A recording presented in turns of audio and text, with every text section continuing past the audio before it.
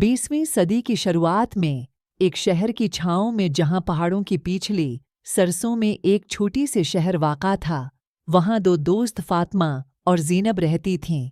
उनकी दोस्ती एक कहलती हुई बाग की तरह थी, जिसमें हंसी में भौंकना, एक दूसरे के साथ राज शेयर करना और यादगार मौक़ा के साथ साथ तफरीही सफ़र करना शामिल था। वो एक दूसरे के बगैर गैर मुमकिन थे। अपनी दिन को पींदों की खूबसूरत माहौल को जानचकर गुजारती थीं और रात को अपनी शहर की पार करके राहती नदी की तरफ बलबली करके तारों की रोशनी में तारीक रातों का लुत्फ़ उठाती थीं। एक दिन जब रोशनी की किरणों ने आसमान को नारंगी और गुलाबी रंगों में रंग देना शुरू किया, फातिमा और ज़ैनब अपने गीत साथ फातिमा की छोटी से कोठी के पोर्च पर बैठ गईं और बनती हुई गर्मा गर्म पुदीने की चाय पी रही थीं।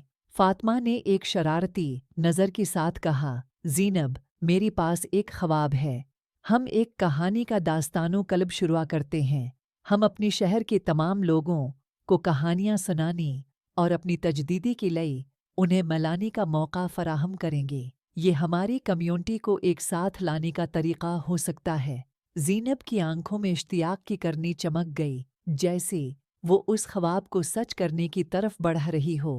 फातिमा, ये बेहतरीन ख्वाब है। हम लोग कहानियों के ज़रिए लोगों को जोड़ने का खुसूसी मुकाम बना सकते हैं। मैं शामिल हूँ। अपनी जज्बी से भरपूर दिलों के साथ वो अपने ख्वाब को पूरा करने के लिए तैयार होगी। उन्होंने शहर की चारों कनों पर रंगीन पोस्टर्स लगाए, जो पहला फातिमा और ज़ैनब की कहानी क्लब का अजलास मुनाकिद करने के लिए फातिमा की कोठी में आया था।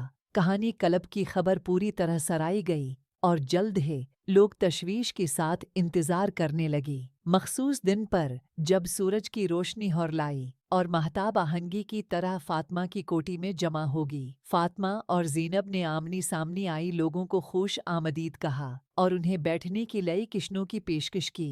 जब कम्युनिटी के अफराद आई तो फातिमा और ज़ीनब ने दुनिया की तरफ इशारा करते हुए अजलास का आगाज़ किया। खुश आमदीद सबको, फातिमा ने भरपूर हसीन से कहा।